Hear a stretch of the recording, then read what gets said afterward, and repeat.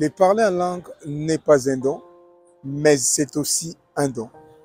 De même aussi, écouter Dieu n'est pas un don, mais il est aussi un don. Et tout enfant de Dieu doit très bien comprendre cette différence. C'est très, très important.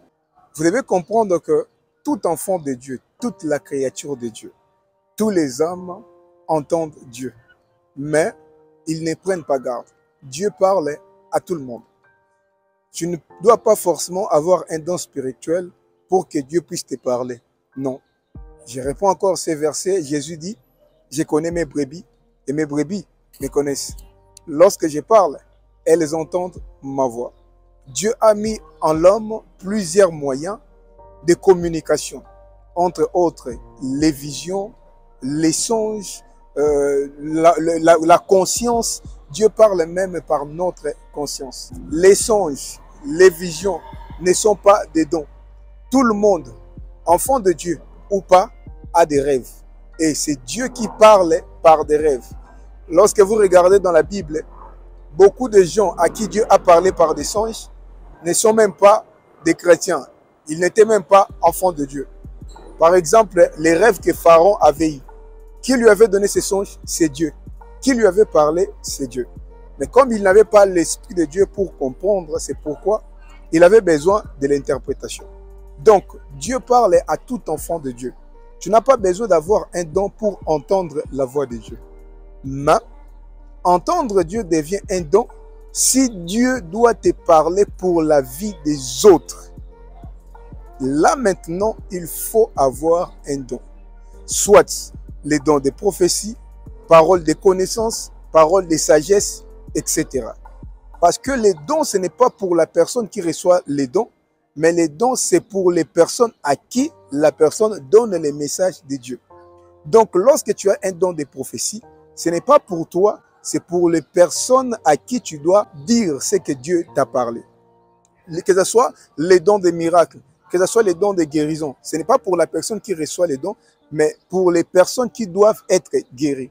C'est-à-dire, si tu as un don, par exemple, de guérison, lorsque toi-même tu es malade, tu ne peux pas t'imposer la main. Non, ça ne va pas fonctionner.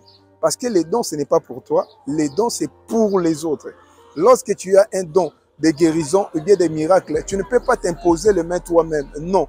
Il faut que tu pries Dieu, que Dieu te guérisse. Il faut maintenant que tu puisses utiliser ta relation avec Dieu pour que Dieu puisse te guérir. Ou bien chercher une autre personne qui a les dons des miracles ou bien les dons de guérison.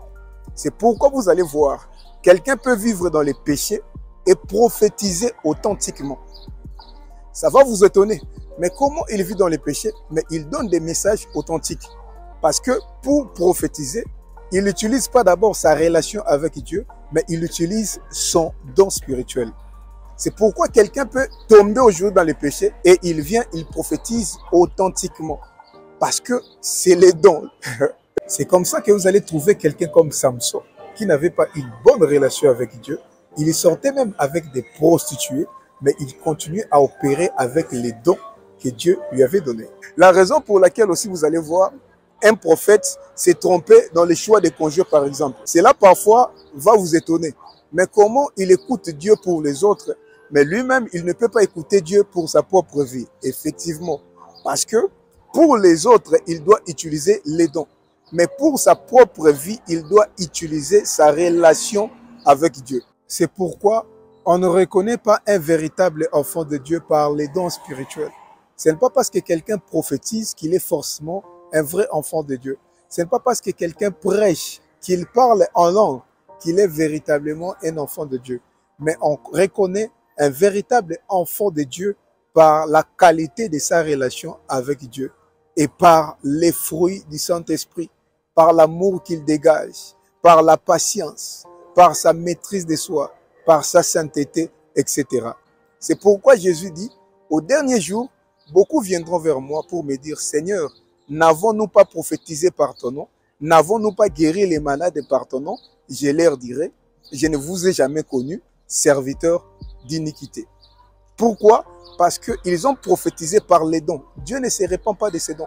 Ce n'est pas parce que tu tombes dans le péché que Dieu va te ravir son don. Non, Dieu ne se répand pas de ses dons. Même la force, les pouvoirs avec lesquels les diables opèrent, c'est Dieu qui lui a donné. Le diable n'a rien créé. On n'a qu'un seul créateur. C'est pourquoi il y a beaucoup de gens qui ont les dons, mais ils profitent pour escroquer les autres avec les dons de Dieu.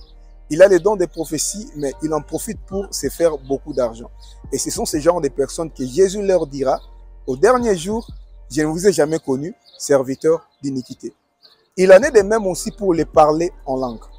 Les parler en langue, tu dois parler pour ta relation avec Dieu. L'apôtre Paul dit, celui qui parle en langue s'édifie lui-même. Personne ne peut les comprendre parce qu'il s'adresse à Dieu. C'est ton esprit qu'il dit des mystères. On parle la langue pour s'édifier soi-même. On parle la langue pour parler avec Dieu sur le plan spirituel. Il arrive des fois, Dieu fait tellement de choses dans ta vie, tu as du mal à exprimer cela par des paroles. C'est comme si les paroles ne suffisent pas.